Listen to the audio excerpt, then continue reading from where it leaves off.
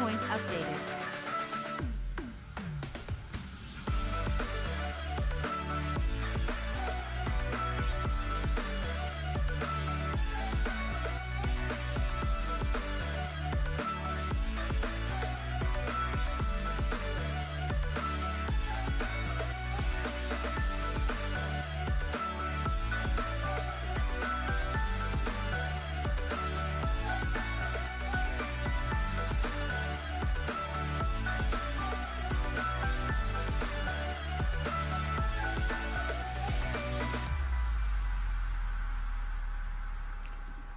Hello, and welcome to another week. I am in Vancouver, British Columbia today. Thanks for being here, everybody. Always fun to see where people are joining from on the map. Welcome to another week. I mentioned last week that I would be traveling, and I made it, thankfully, despite all of the absolute chaos on Friday. Few of my coworkers and friends traveling got stuck in some of the mess, but I was able to make it through just fine, check in, and no problems on the flight, so that was lucky. Anyway, welcome. If you are new here, thanks for being here. I just noticed we have a new channel member. Thanks, Peter, for joining as a mini supporter. Always appreciated. Normally I do a BTS stream before the show or during the show, but not today, but because I'm traveling. No audio. I'm pretty sure it's working. I see other people saying it's fine. Double check you're not on mute. Welcome. Okay, so great. Okay, everything's fine.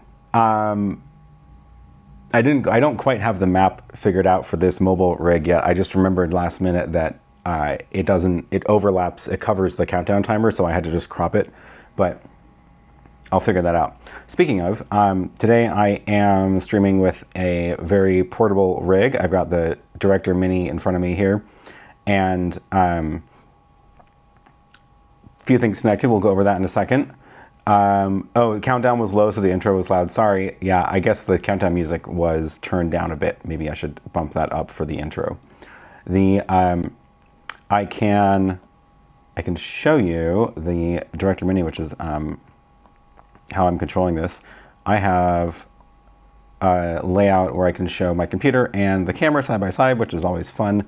You get a tunnel vision effect because I've got the program feed here, but I can do my scene switching here. I can do the audio mixer. So the graphics audio is this one, which is coming in from the web page that runs my show graphics, and I guess I can turn it up. So I will do that because it should only be doing the music, the background music for the countdown, and sound effects for super chats, if any. And I can use this to bring on and off the graphics, which is nice. I like having a web page to be able to control everything. It's just like on my computer, and I can just go and change scenes this way, which is in fact easier than poking the tiny buttons on the screen. Rich says, I see an RC Pro on the desk. Yes, so I managed to find one of these. This is the RC Pro. The reason I got this for the DJI Mini 3, which is not normally a combo that they sell it with, I got this because it has an HDMI out, and it is in fact wired into the Director Mini. And this is the only model of controller that has HDMI out, so if you want to do HDMI live streams without going through the RTMP of wireless from the controller to some sort of thing, then this is the one you need to get.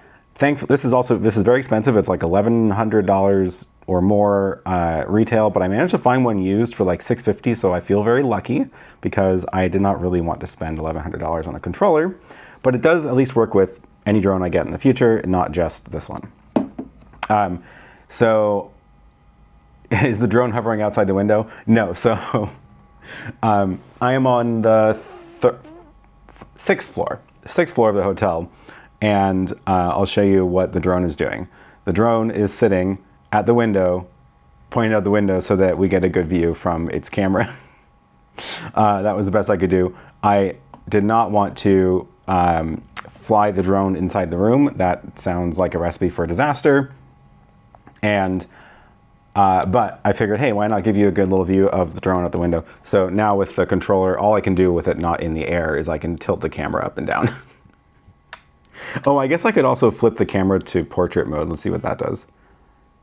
Yeah, okay, so I can do that also.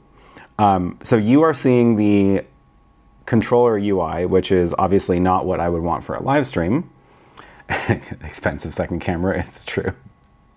But hey, at least it has a gimbal. But no, obviously for a live stream, you don't want to see all the little controllers, interfaces and stuff. But you can turn that off. So if you go to the little, little 3-dot menu there over in this transmission section, you can change the HDMI out to live view only, and now you get a clean feed of the HDMI from this controller. So that is nice. And now we can pretend we're flying the drone in downtown Vancouver. So yeah, that's the trick with this controller. The reason I got it is because, I mean, I'm obviously not like going to do a lot of drone live streams just because normally I'm doing streams in my studio. But in 2 weeks from now, I have now booked this, it is confirmed. 2 weeks from now on August 4th in Portland, the stream will start about 3 hours later than normal, later than this time. So sorry actually it's not that bad for Europe. That's evening time still. So the stream will start 3 hours later than normal on a boat. I will be on a boat in the middle of the river in Portland, hopefully, with all of this gear in front of me on the boat connected, pretty much like I have connected here. This is also a trial run of this rig. And I will do a live stream with the drone in the air. The trick with that is you're only allowed to operate a drone from moving vehicles if they are in sparsely populated areas. So this is in the US.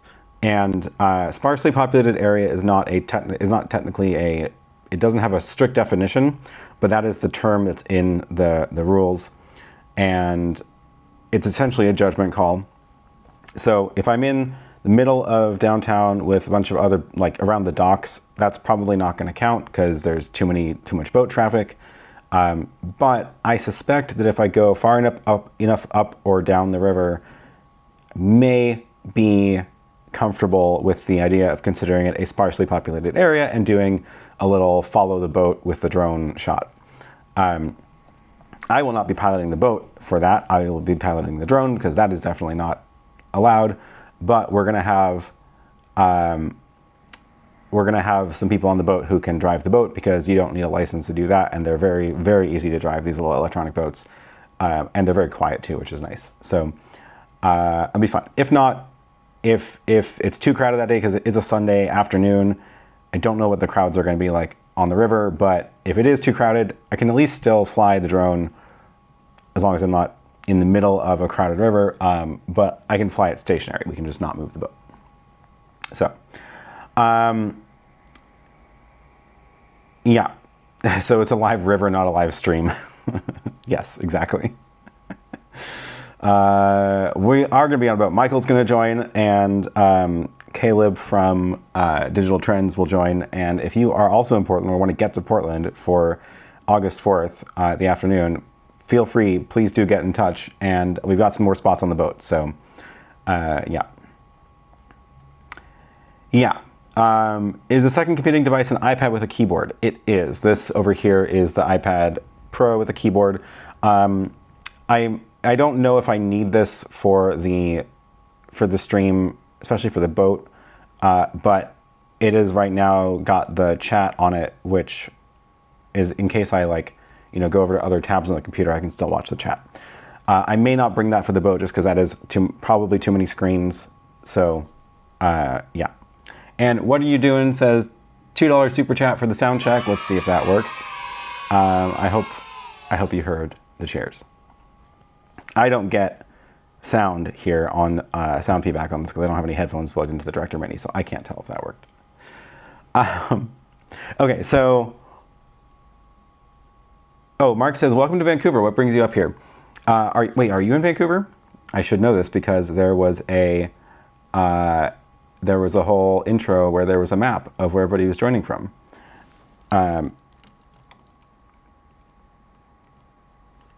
I don't see you on the map, Mark. But I am in the Hyatt today. This is out the Hyatt window. And I am up here for one of the conferences that I usually travel for, the IETF meeting. So getting ready for a full week of sessions about OAuth, SCIM, other standards. So things are going to kick off this afternoon. Hackathon's going on right now. I'm not part of the hackathon, but I am going to go visit and say hi to some people there. And then tomorrow morning, things are going to start rolling right along. So we have a lot of sessions to cover, a lot of topics to cover on all the sessions. I have like 5 presentations I'm doing. So yeah. Yeah, it'll be fun.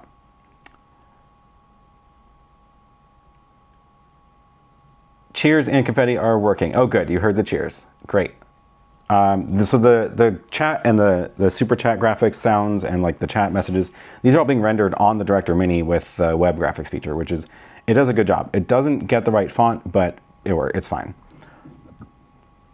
Okay, so let me do a quick little overview of what's on the table here, so we can talk about the rig real quick. I'll switch over to my phone camera. And actually, this is a good question to lead into this. Why did you pick the Director Mini for this and the boat versus the YOLO box? Couple of reasons. One is the one I'm holding in my hand, a phone. And 2 is, the aircraft is overheating and it's going to turn off. It doesn't like sitting still, and it goes into sleep mode when it's not blowing in the wind. Okay, it's going to shut down. Anyway, so yeah, 2 reasons. One, I can use a phone as a camera wirelessly to this, and it's using the Director, like they have their own app on the phone, and it is able to just auto-discover it on the network, and it works really well. The YOLO box doesn't really have that right now. You can kind of do it through the guest feature, but that requires internet. So this is all local on the LAN, which is really nice. And the second reason is the web page control. So this is really nice for a couple of reasons. Obviously scene switching that's pretty simple, but the other thing you can do on it with it is you can actually go and upload media from the web page, which is again super handy. So like for this thumbnail, I was like, oh shoot, I forgot to add the thumbnail to the Director Mini before the show started. And normally I would have to like pop out the SD card and go plug it into my computer, find an SD card reader, copy the file, put it back in, blah, blah, blah. But because it has this web page, I can just go in here and upload the thumbnail, and then it just shows up in the Director Mini. You can also upload video and music. So I actually have some drone shots that I shot this morning in Vancouver that I'm going to play later on, and I uploaded a music track for it. So like, that's super cool. That's really handy. You got, status, you got this produce page. This is just showing the status of all the inputs. You can change quite a lot of stuff. You can change the placeholder image when the source is disconnected, which is really handy. Like it's great. The web page is very good. The only thing you can't really do is create complex scenes. So I can't make, I don't know what's going on there. The little preview just flickered. So you can add single sources, but you can't create the layouts on the web. You have to do that from the Director Mini. So that's the only thing that you really, well, probably not the only thing you can't do, but that's the biggest thing you can't do. Okay, so, where's the fan noise coming from? It's actually coming from the DJI controller, speaking of which, and now that the drone shut off, I might as well shut off the controller and get rid of the fan noise. This thing has quite the little fan to it. So now we don't need that anymore. Your chroma key is great today. It really looks like you're in a hotel room. Speaking of which, I should film this without me in it, so I can use it in the green screen in the studio. Is the phone cam going in via NDI or the Director Mini protocol? It's the Director Mini protocol, which I believe is actually SRT under the hood, but you don't really ever see that. You just see, you just use the app, and then it auto discovers it, and it just shows up as a source. So Okay, so let me show you what is on the table here while I have my phone connected. So this is the wireless feed from the phone. Again, I'm pretty sure this is an SRT feed going to the Director Mini wirelessly. So the router that I brought is this GL iNet. I forget the exact model number, but I linked it down below. And this is a new one I got recently. Main reason I got this is because it has all these antennas, which is really good for reception. It also has a SIM card slot and it supports 5G. So I can pop in my SIM card and get hopefully a good signal on the river and then broadcast a Wi-Fi 6 out. But it also has Ethernet, so I can plug in the Ethernet to the Director Mini. So the Director Mini is actually hardwired into that right now, and it will also be on the boat. But then my phone is obviously wireless or Wi-Fi 6 into that. So this is hopefully a pretty stable stream from the phone camera. I will have the USB camera plugged in. This is the DJI Pocket 3 over there as a webcam. That's also where the audio is coming from. So the audio is the DJI mic that I'm wearing wirelessly connected into the Pocket 3, which is also a pretty good system because it means I don't need a separate receiver for it. So that is then obviously always in sync with the Pocket 3 video feed. And then the HDMI here is the drone controller. So that, again, that will be connected on the boat. And I don't like this cable. I might try to find one that's more flexible. You can see how like stiff this is. It really keeps its shape. So I might try to find a better cable. The only downside of this controller is that it is mini HDMI, not full and not micro. I kind of prefer micro if it's not going to be full, but it's fine. It is just right there, which is nice. And then that's really it. So for the boat, it's going to be that router, the Director Mini, camera, my phone, and I can add a second phone actually, which is kind of cool. So anybody who's coming along can bring a phone and connect that as a wireless camera if we want to. And that's it. So yeah. One of the downsides of this GL iNet is that it is a 12 volt, it's a 12 volt power supply, not USB-C. So I actually got a little cable that turns USB-C power delivery into, it's actually 18 volts that it's giving it. And I linked to that down below, but that means I can just use a USB-C power brick, which is nicer than carrying the 12 volt power brick.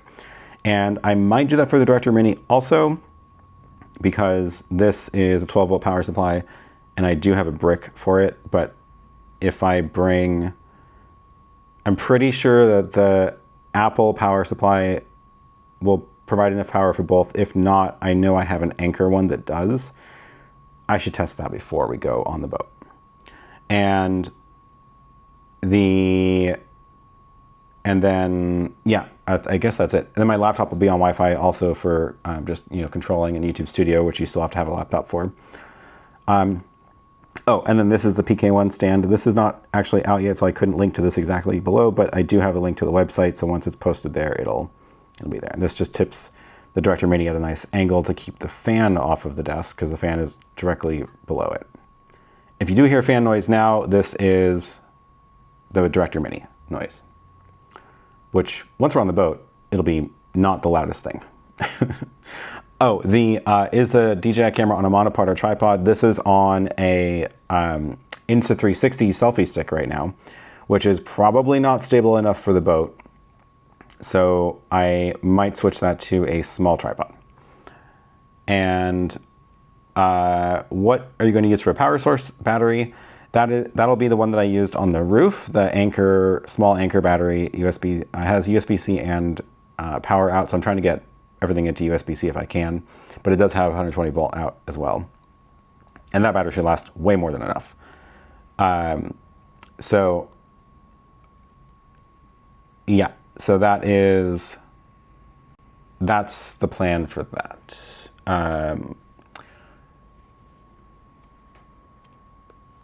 Gwen says the phone was choppy for a second when you cut to it and then smooth out. I wonder if it's because of a connection or if it's connected to cutting to the phone.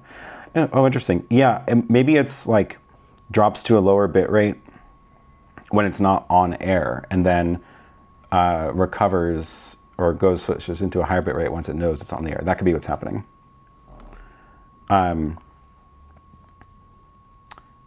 the selfie stick or a monopod to a boat rail. I might, yeah, I should probably bring a clamp. I'm not really gonna have a chance to scope out the boat ahead of time, but there is a little table there, so I could bring some sort of clamp for it.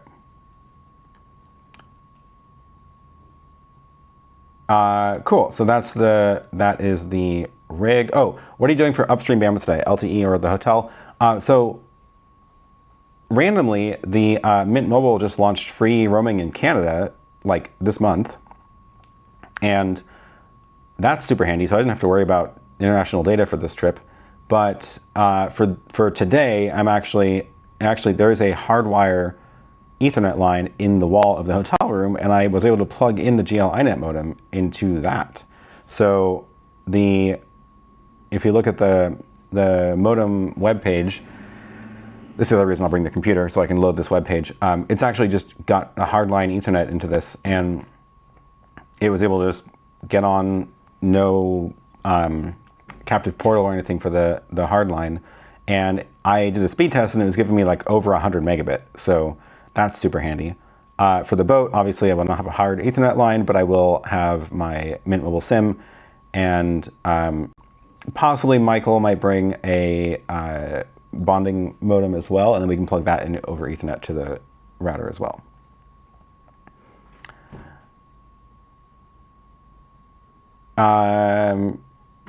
Cool. So that's the rig. Let me see if there's any questions in the chat. Emerald says you only need an 18-watt USB-C for the Director Mini and 12-volt USB-C power delivery trigger to DC cable. Yeah, so I have one of those that's 12-volt at home, and then this one that I have here that I'm using today is the 18-volt for the GL iNet, which also supports 12-volt, but it's 12 to 24 volts it takes as input. So that's working fine. What DJI controller is that? That is the DJI RC Pro with HDMI out, which is the only one with HDMI out, so that I can do live video feed from the drone. I just can't now show the drone because it overheated because it was sitting still for too long. Starlink for the boat. The river, the part of the river that I will be in is in the center of the city, so we are not remote at all. It is, the river is not even that wide, and we're capped. They have a maximum range that they'll let you drive the boats. So we're going to be in the middle of the city the whole time. I'm not worried about connectivity. RC2 has HDMI out via USB-C. You just can't get a clean feed. Oh, I didn't actually know that. That is good to know, though. I guess it's like the USB-C for like external monitor mode, screen mirroring, but it doesn't have, yeah, that's too bad. Does the Director Mini support bonding? I'll bring another modem if it does. The Director Mini actually does. It has Speedify built in. I don't know if I can get to it from the web page though. Let's see. Network, Ethernet, Wi-Fi. So if I give it, so I have my Ethernet plugged into the GL iNet. I can also enable Wi-Fi, and then I think you can't configure the bonding from the web page, but let's see if I can show you this on here. So if you go to here, oh, it's just going to go. If I remember, I just realized I actually turned it on. It's obviously not bonding more than one connection right now, but it, yeah, so I'm gonna turn that off. Let's see if we can, are we still live? I forgot that that actually was gonna do something. Anyway, it's got Speedify built in. So theoretically, if I give it a second connection, it should then bond it. What happened with the stream? 5-second buffering as bonding was enabled, oops. Yeah, okay. So, I mean, I guess that shows you that it really does work. Maybe a different carrier than T-Mobile. Yeah, Mint is on T-Mobile, so if you do have something with a different carrier, that would be great.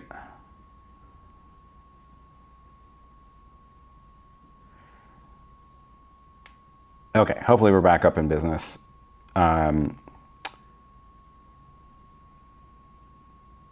Yen says, have you seen the YOLO Deck? It's a Stream Deck clone specifically designed to integrate with the YOLO box. I did. I actually did a video. I did a live stream with it last week on Sunday, and then did a video about it that came out on Friday. So do go take a look at that if you are curious. TBJ says, did the CrowdStrike chaos affect you? Somehow, no. Alaska Airlines had no trouble on Friday when I checked in at noon, which was shortly after everything was falling apart. And I had no trouble checking in. And on Saturday, I had no trouble at the airport. So I lucked out. Also, I just want to say, I don't often get a chance to travel internationally in the same time zone. It was a little bit weird. Normally when I'm traveling internationally, it's to a very different time zone. But it was weird to just like get on the plane for an hour and get off and have to go through customs and like do all the paperwork of, going to another country and then not be jet lagged. It was weird. So yeah, kind of fun.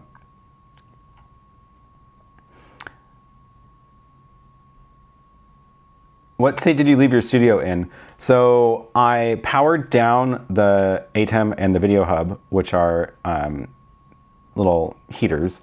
So I powered those down, left the rest of the stuff on, and I do have the ability to remotely power it on because the PDU is still turned on. So if I wanted to, I could turn my studio back on and do a remote stream. But I left that off the week because I'm not gonna be there. Speaking of, if you saw the stream last week, oh, sorry, no, the YOLO Deck stream was 2 weeks ago because last week the stream was all about setting up for the KMikeM show, which was fun. And that actually went really well. I did do a members only BTS stream of the entire show. So I just had a camera watching the rig as I was working on that show, so that was kind of fun.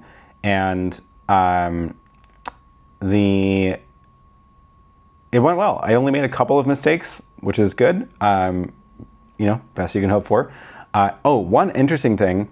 So this was a YouTube stream, and the goal is to stream it to YouTube and have people watch live and watch the archives on YouTube. I did start a recording for a local backup on a hyperdeck, but apparently I did not use the right SD card, and about 5 or 10 minutes in, it just stopped recording. If you don't use the exact SD cards that are tested by Blackmagic, then they will have errors. And it was weird because I wasn't even recording in ProRes, so it shouldn't have been, it wasn't like it was using a ton of bandwidth to the SD card. It was recording H.264 to the SD card, but it still had trouble. And it just stopped, and I didn't even notice. Somebody mentioned it in the chat, and because the hyperdeck was in the shot, but it's fine. The YouTube recording is fine. But interesting to know, like if you are using a hyperdeck, like triple check the SD cards you put into it because they are extremely finicky about SD cards. And weirdly, now that they can record to a network drive, I almost trust that more because I have a cloud pod in the rack, and if I've been recording to the network drive, like as long as my network is up, which I don't know why the local network would go down, it's not even, it's in the same rack, so it's actually plugged into like the same switch, and that would have been just fine. So I think I might do that more often, is just record to the network. I've actually been recording the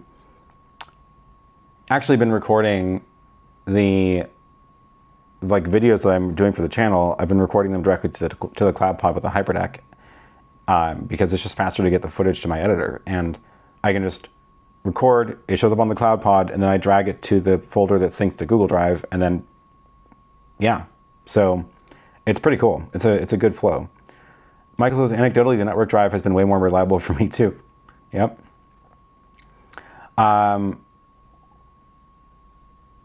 The Blackmagic is also finicky about SSDs, yeah. Does the SD card thing go for playback too? Will we need a copy if someone brings a video on unsupported cards? If people are bringing you videos to playback on a hyperdeck, it is almost certainly not going to work without you doing processing on it. They are even more picky about video formats than anything else. Like, I have not been able to encode an H.264 file externally and get it to play back on the hyperdeck. I have been able to encode a ProRes in Resolve and play that on a hyperdeck, but that's it. Good luck getting someone random sending you footage to play back. That's not is not going to work. I will tell you that. Like, I would not use that for that workflow.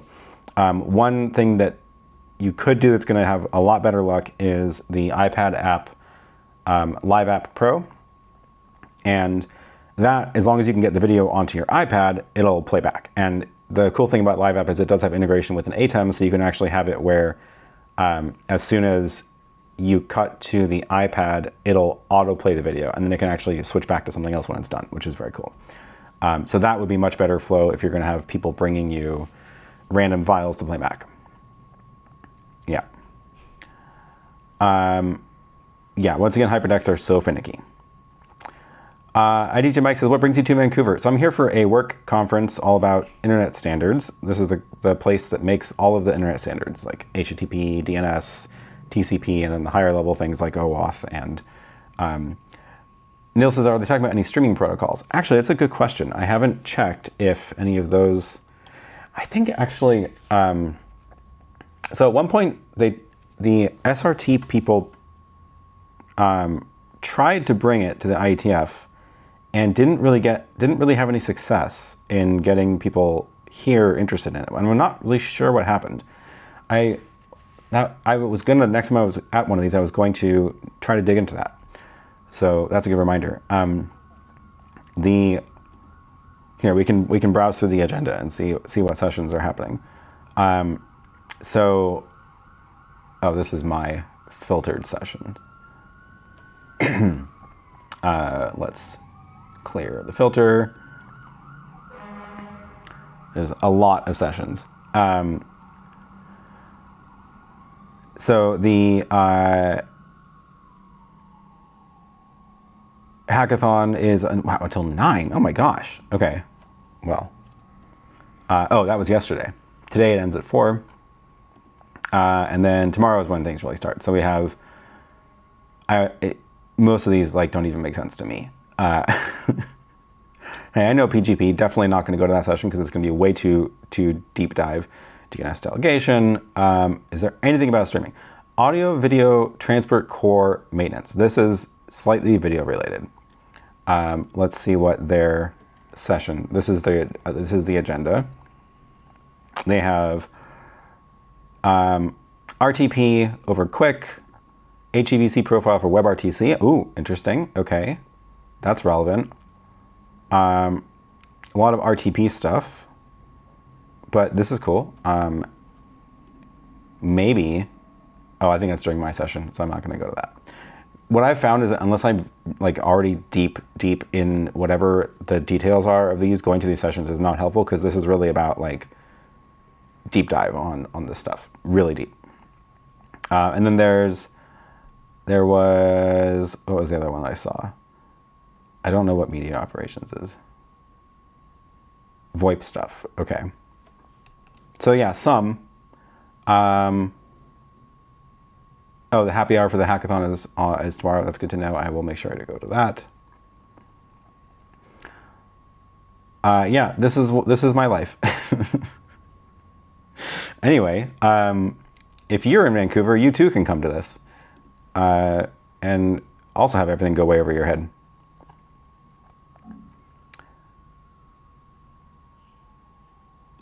Oh, you heard the sirens? Yeah. SD card playback. How about a cheap netbook or handheld Windows gaming device via HDMI? Sure, you're just going to have less integration with auto switching and stuff like that. So Yeah, oh yeah, PlayOutB is a good option too on a Raspberry Pi. It acts like a hyperdeck and it has a web server to upload videos. Yep. That's another good one. Robert says, what was the 16 by 10 touchscreen monitor that you've used with the Yellowbox Ultra for touch control that you recommend? I have, what was it? I don't remember if I have a link to it. Let's see if I can find it. The touchscreen also works with, it works with the Yellowbox and the director menu, which is very cool. Here it is. This is fine. I'm not going to give it like a glowing review, but it's fine. It works. Let me drop this in the chat. 16-inch touch screen monitor.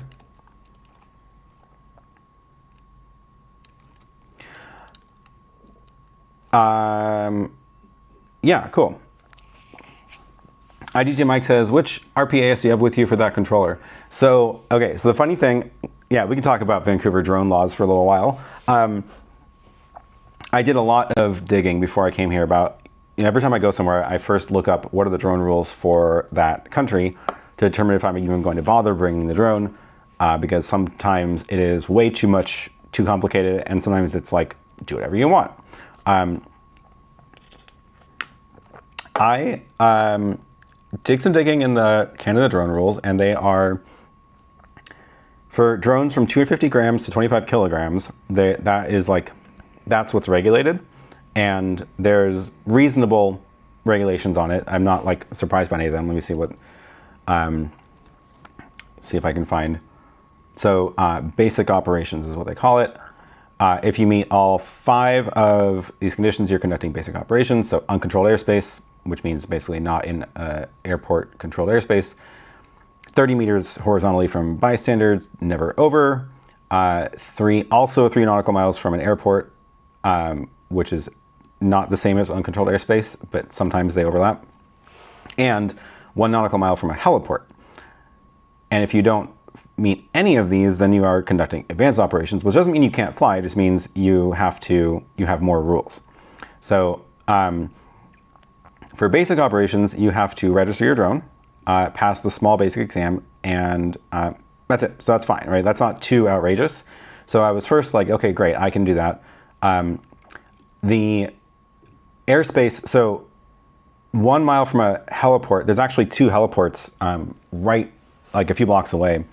And it turns out a lot of this neighborhood is within that area. So that means that's out. And then uncontrolled airspace, where was the map that I found of the airspace map? Yeah, here it is. So if you look at the airspace map for here, where am I? Oh my gosh, I forget where Vancouver is.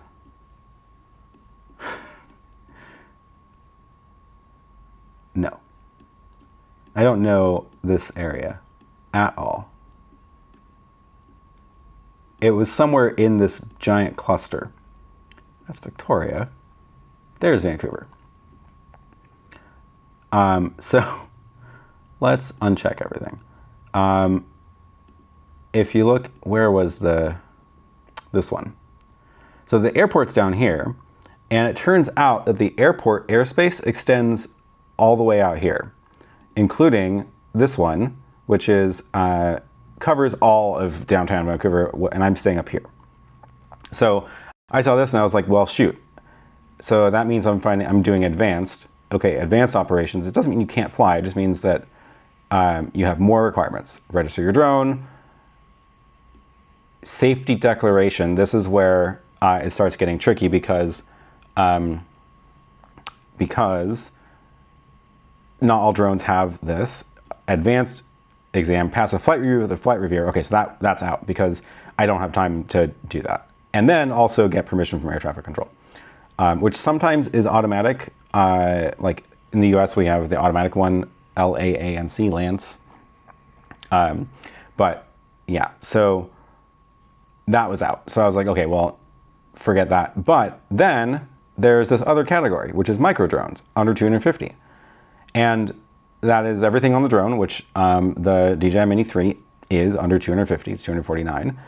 And this one, there's no regulations on it. So you don't need to register the drone or get a certificate. And there are essentially no regulations. It's just don't be stupid. Like, don't endanger anybody, don't endanger other aircraft. There are no prescriptive elements of the regulations. There's an expectation that they use good judgment, which makes sense. And these are like, again, these aren't even strict rules. These are just like good ideas, right? Line of sight, don't go over 400 feet, all this sort of normal stuff. Don't fly over people, don't go near critical infrastructure, definitely stay clear of aircrafts, et cetera, et cetera. So, and then the only actual restriction is Class F. So Class F is like military and prisons and stuff. So cannot fly there. Somebody come back later. I don't know why someone was walking into my room. So I saw that and I was like, cool, no problem then. Because basically none of this matters as long as I'm not being stupid. So that was what I determined. So yeah, it's a little bit weird to use the RC Pro, which is like sold with the Mavic line, the bigger ones, but I got this mostly to test the HDMI out. Well, not to test the HDMI. I got it for the HDMI out for back in Portland, but I brought it with me to try it out today. So yeah, that's the story. Now we can take a look at all the drone footage I shot of Vancouver last night and this morning while we look at the chat.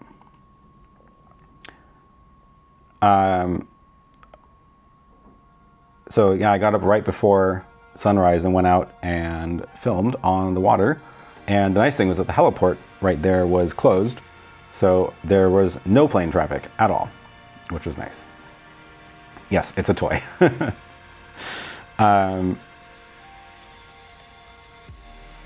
Gwen says, how much of a pain and difficulty was it getting your Part 107 in the US? I've been considering it. It was some work. It was definitely some work to study. It was, I think I calculated about, now I want to say it was either 40 or 60 hours of studying that I did in total. And it was more studying than I had to do for the ham radio license. It was a wider range of topics, I feel like. And the test was also much more strict and harder to book. But it wasn't ultimately as bad as I thought it was going to be. So I did the Pilot Institute video course, which if it's not already linked below, I'll make sure I link it below. And did that, watched through all those videos, very, very helpful. And then did practice tests several times. And it was very, very doable. So I recommend it, because in the US, there's no the exception for recreational flying is very, very limited. And what I do is not even considered recreational flying. So I knew in the US I was going to need a license.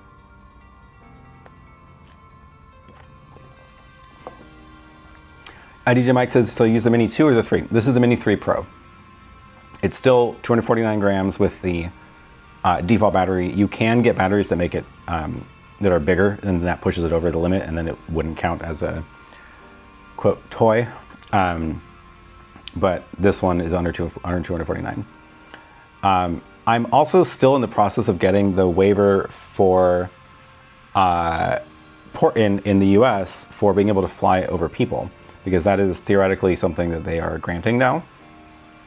And that waiver is able to be granted for drones up to 400 grams, which is great, because the other part of the waiver is that you need propeller guards on the drone, and also the blinky light. So those are those push it over 249. So obviously, like, there is no 249 limit in the US once you're in non-recreational. Once you're in a Part 107, you don't have the weight limit anyway. But for the waiver, there is a weight limit, and it's 400 grams, and that means I will be able to put prop guards on it, put the little blinky light on it, and then hopefully be able to actually fly that over people in the US. So, yeah. The video quality is stunning for a toy. It's true. They got really good in the last couple of years. Thanks, NT Never Gets Old. Emmanuel says, correct me if I'm wrong, so you're using an RC Pro with HDMI out with a Mini 3 drone. Exactly, yeah. Mini 3 Pro drone, which is sitting over there now, powered itself off because it overheated from sitting still. But it can pair with the RC Pro just fine. And then this has the HDMI out to go into the switcher. So that's the deal. What do you think about the Mini 4 and Air 3 now that have a new controller and don't work with anything else? Is that true? The Mini 4 doesn't work with the other controller? With the RC Pro, that would be unfortunate. I didn't actually check that, but that is good to know if that is the case. Is this the RC2 or whatever? The RC2 is the new model of the one with the screen. So I have the one with the screen that came with the kit with the Mini 3 Pro. The model names on these are getting ridiculous. There's DJI Mini 3, Mini 3 Pro. Well,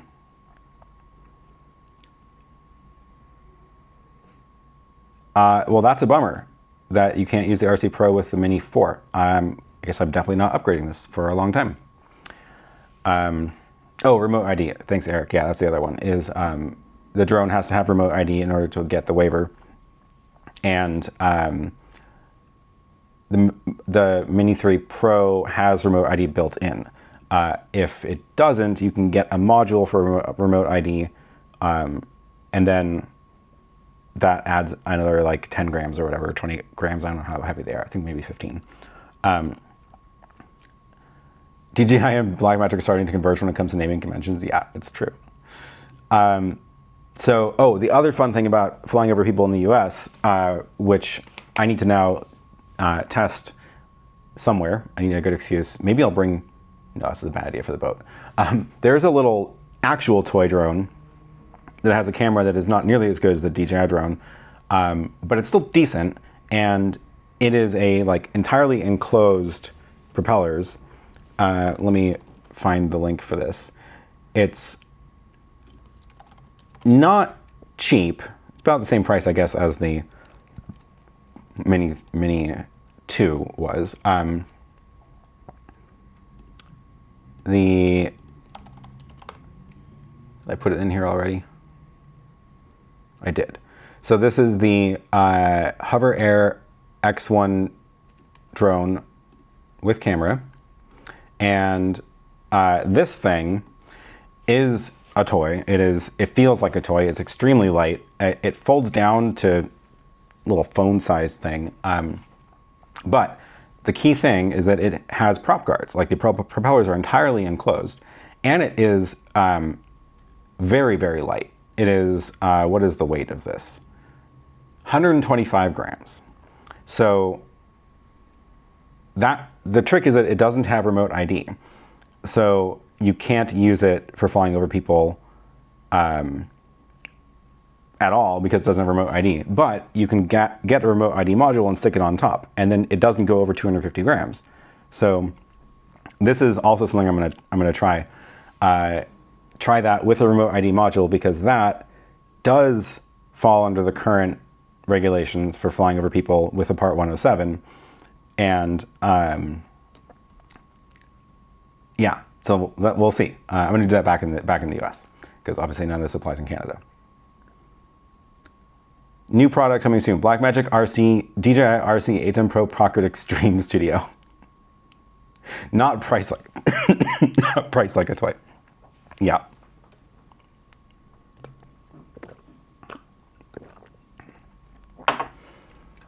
Oh, Mark, you are in Vancouver.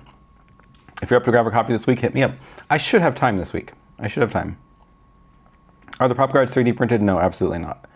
I wouldn't trust 3D printed for that.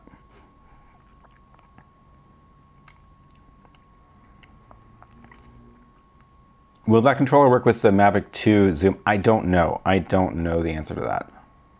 OcuSync 4 with the Air 3 Mini 4. Okay, so they're upgrading their video protocol.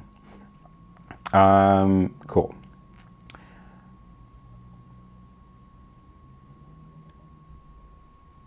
Hover Air X1 does sound like it's moving in the right direction. Weight plus prop guard. I swear you'll find the magic combo soon. I don't think it exists right now. But yeah, someone at some point will. Well, the problem is the regulations are moving around so much too. I think this exception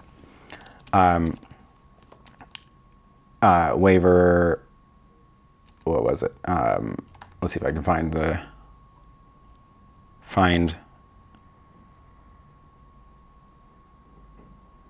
the note about it. No, I don't think I'm going to find it. It's like, I think it's not even until you get into the site for applying for it.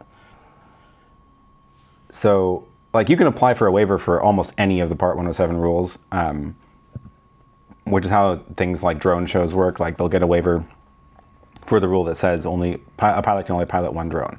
Because obviously a drone show would have 200 drones would require 200 people, which doesn't make any sense. So they would get a waiver for that.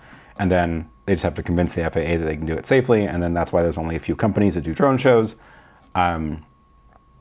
There's, the waiver for like transporting objects. So that's what Amazon is trying to do for delivery drones. And you can get waivers for this stuff. You just have to apply. And in some cases, it's going to be harder than others and may take months and many lawyers. So, but that's the key about this new thing is where is the website for it? The FAA also has far too many websites. They have Drone Zone. They have whatever the heck this one is.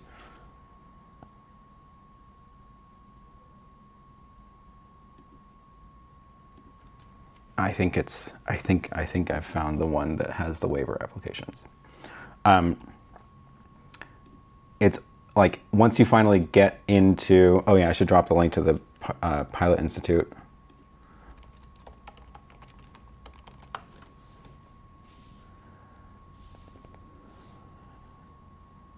There it is. There is the Pilot Institute referral link. Please do use the referral link. It is, it helps me out a lot. Okay, so let's see if I can get into this. You have to accept the terms of use of the website every time you log in. Nope, that was the one for getting the actual license. Is it on Drone Zone? Maybe it was on FAA Drone Zone.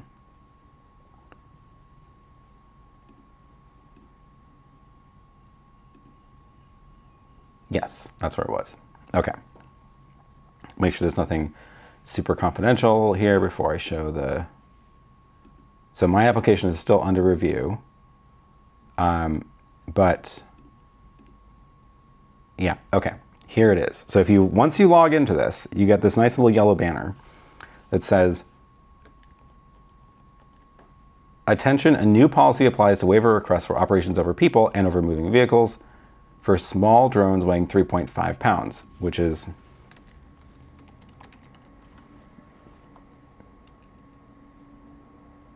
that's not correct. Grams. 1,500 grams. So it's going to require you put stuff on your drone, and you have to include all that in the weight calculation. Prop guards, a light, and remote ID. And if you have a drone more than 0.88 pounds, that's the one, which is 400 grams.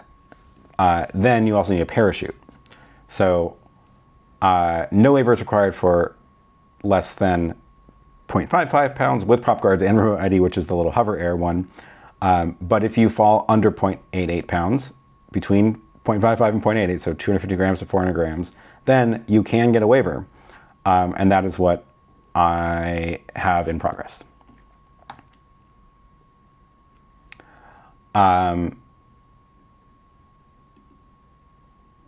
Yeah, fun. I had no idea you could use Spotlight for calculations. Yeah. It always surprises me when I see the drones that cinematographers use with the whole area on top of it. They're huge. Yeah, those are serious. Yeah.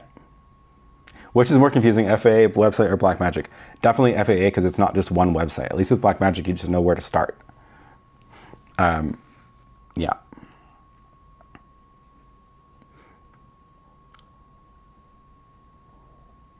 Cool. Okay, so that was fun. We got to look at some drone footage.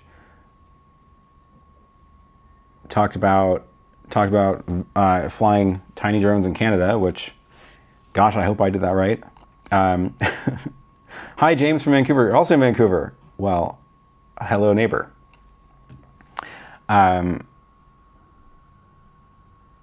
Yeah, I guess we're gonna wrap this up. It's been about an hour, and I need to get over to the hackathon and stuff and get going with the rest of my day.